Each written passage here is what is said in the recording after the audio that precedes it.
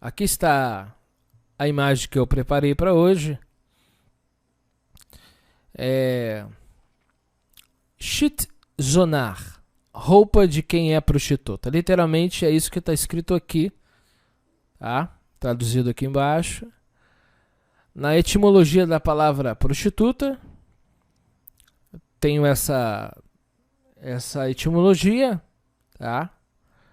Sabendo que a palavra prostituição, imoralidade, impureza, todas vêm da expressão porneia, que significa relação sexual ilícita. Moixão é a palavra grega para adultério, tá?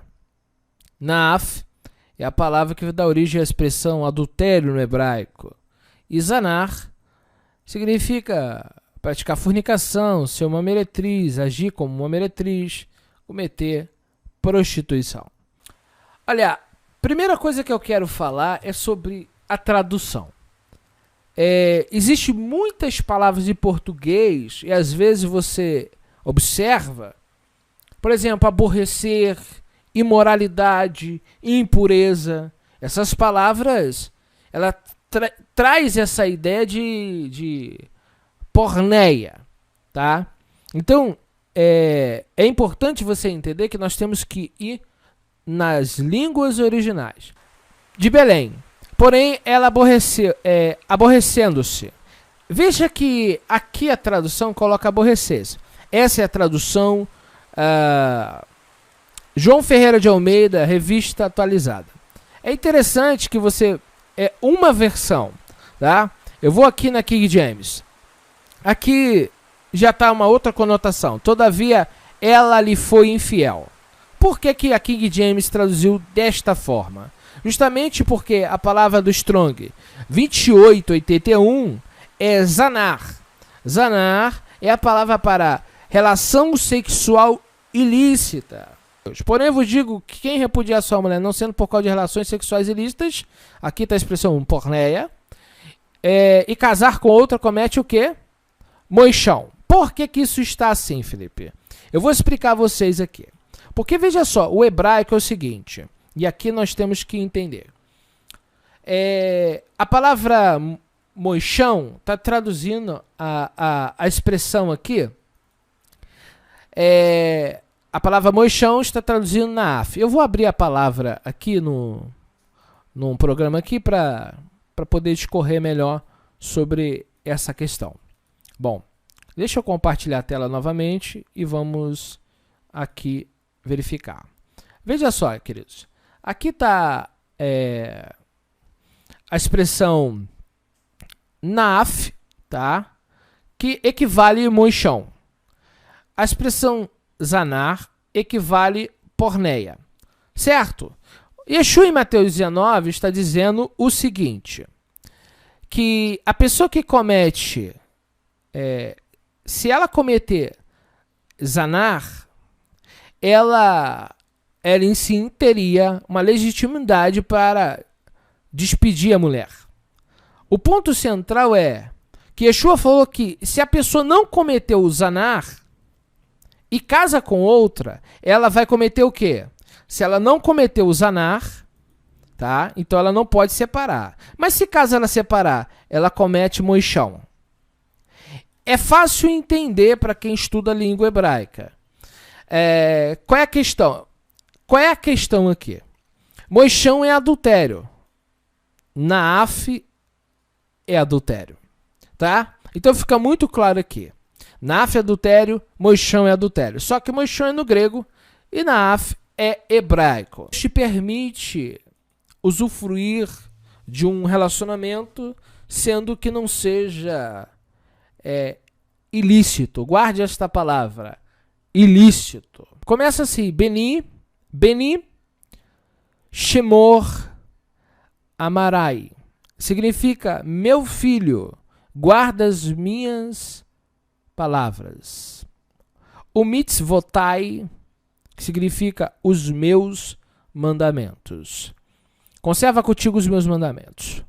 Guarda os meus mandamentos e vive a minha lei. Aqui a palavra é vetorá, ti, vetorati, e minhas leis, visto que tem um iode, um sufixo, significa meu, minha Torá, como menina dos teus olhos. Amarra-os sobre os teus dedos, escreve sobre a tábua do seu coração. Diz a sabedoria, tu és a minha mãe, e para o entendimento chamarás parente.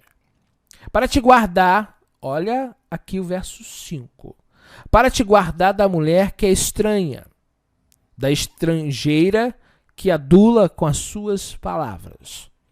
Pois eu olhei pela janela da minha casa, para fora da minha janela gradeada, e vi entre os simples, e percebi entre os moços um jovem carente de juízo. Verso 7. Que passava pela rua, à esquina da casa dela, e andava no caminho da casa dela. No crepúsculo da tarde do dia, no meio da escuridão da noite. E aqui vem o verso 10 que eu quero enfatizar. Verine e char. E eis que uma mulher sai para encontrá-lo com roupa de prostituta. Então aqui a palavra roupa de prostituta, shit zonar. Isto, ele é muito claro em dizer que o Provérbios está falando de uma mulher que quer seduzir um homem. E não é uma figura de linguagem esse texto. Fica muito claro que é uma narrativa, uma história que o sábio ele viu e ele está orientando para que pessoas tenham juízo, visto que ele fala já no começo do texto, enfatiza que meu filho guarde as minhas palavras, conservarás contigo os meus mandamentos, guarda os mandamentos, vive a minha Torá como menina dos teus olhos. Amarra-os sobre os teus dedos e escreve-os na tábua do teu coração, para te guardar da mulher. Por isso a importância de entender a lei de Deus, porque a Torá do Senhor te fala sobre a obediência, mas trata de dois aspectos importantes. Fala da bênção, quando tu cumpre aquilo que Deus quer, mas quando você descumpre, fala da maldição que Deus enviará. No capítulo 7, roupas de prostituta significa o quê, Cunha? São roupas que deixam claro o quê? O interesse da pessoa. Nesse contexto aqui, mulher que sai para o encontro com roupas de prostituta. Ela quer relação sexual ilícita. E essa palavra roupa, literalmente, é roupa de prostituição. Como eu coloquei aqui para vocês, e aqui vou entrar nessa parte etimológica, prostituta, o sentido da palavra, na etimologia, as moças dessa antiga profissão em Roma ficavam, a palavra ficavam é stare, em frente, pró, dos possíveis clientes fazendo uma exibição do material oferecido. Daí, prostituire, prostituir-se.